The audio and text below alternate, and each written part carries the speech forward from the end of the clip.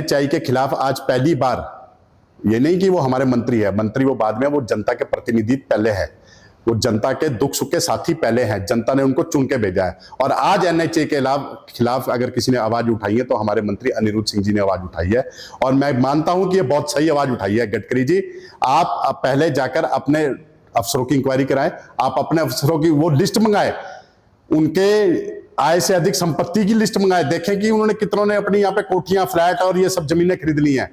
जो स्थानीय लोग यहाँ पे अपनी आवाज उठाता था या जो भी एनएचआई के खिलाफ आवाज उठाता था, उनकी आवाजों को दबाया जाता था, उनके खिलाफ केस बनाए जाते थे, उनके खिलाफ झूठे केस बनाए जाते थे और उनकी आवाजों को दबाया जाता था। उनको कोर्ट कचहरियों में आज तक लोग धक्के खा रहे हैं। अनिरुद्ध जी का जो स्टैंड अपनी जनता के लिए है, बिल्कुल सही स्टैंड है उनका, और बिल्कुल सही उन्होंने स्टैंड लिया है, जो अपनी जनता के साथ खड़े हैं, उनके दुख सुख में साथ खड़े हैं, ना कि गडकरी जी की तरह एसी के कमरे में बैठकर वहां पर हवाई बातें कर रहे हैं, ना कि वहां पर गडकरी जी की तरह एसी कमरे में बैठकर जायजा ले रहे हैं। आज बड़े शर्म की बात है, और शर्म की बात यह है कि जब आज लोगों के घर उजड़ रहे हैं, खेत खलियान उजड़ रहे हैं, लोगों की जानें जा रही हैं, तब ये भाजपा के नेता कहाँ थे?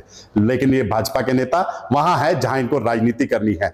भाजपा के नेता ये वहां पर है जहां इनको प्योर अपनी राजनीति की रोटियां सेकनी है। और जयराम जी, आपको ये बताना चाहता हूं, आप अपनी जनता के बीच में जाए, जनता का दुख दर्द समझे, ना कि ये राजनीति रोटियां सेक के।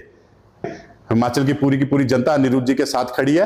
आज कम से कम एक प्रतिनिधि ने अपनी जनता के लिए, अपने उनके दुख दर्द के लिए आवाज तो उठाई है। जिनके घर उजड़ रहे हैं, जिनके घर, जो एक आशियाना अपना घर बनाता है, जो अपनी पाई जोड़ के, एक मध्यम वर्ग का जो व्यक्ति अपने घर बनाता है, एक ईंट जोड़ के घर बनाता है, आज उनके घर गिर रहे हैं। तो आज अगर अपनी वो जनता के साथ खड़े, जनता ने जिताए हुए प्रतिनिधि है, अपनी जनता के दुख सुख के साथ वो हमेशा खड़े हैं, और हर प्रतिनिधि का ये धर्म है वो अपनी जनता के दुख सुख के साथ खड़े हैं। अधिकारी को थप्पड़ मारा गया और ओरिजिनल अफसर था, तब इतना बड़ा मुद्दा भारतीय जनता पार्टी के नेताओं ने बनाया।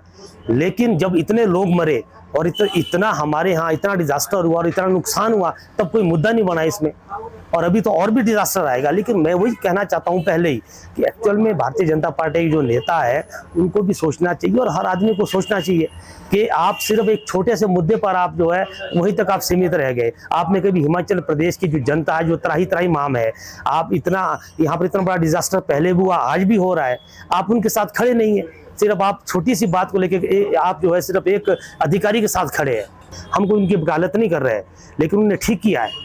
उन्होंने जनता की आवाज को उठाया है, और जनता ने बहुत कुछ करना था। मैं ये कहना चाहता हूँ आपके चैनल के माध्यम से, अगर शायद मंत्री जी वहाँ नहीं होते तो आपको पता है कि जनता जो है बहुत कुछ करती है, लेकिन उन्होंने फिर भी रोका है। और जो लोग बता रहे हैं वो उससे उलट है।